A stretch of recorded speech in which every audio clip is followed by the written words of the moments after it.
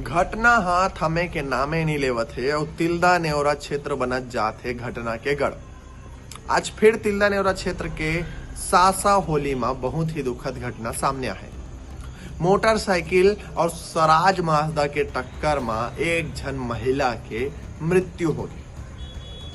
अब वो महिला अपन परिजन जेखर नाम रही से जीवन गृत लहरे कुरुत सिलियारी के रहिया संग बैठ के कहूं जावत रही से और गाड़ी अनबैलेंस होई से कि गाड़ी टक्कर होई से तेन मामला अभी पता नहीं चले है, लेकिन ओमा खिलेश्वरी बंजारे जिन बिलाड़ी क्षेत्र के रहिया रही से तेखर चपेट में आके ओखर मृत्यु हो गई।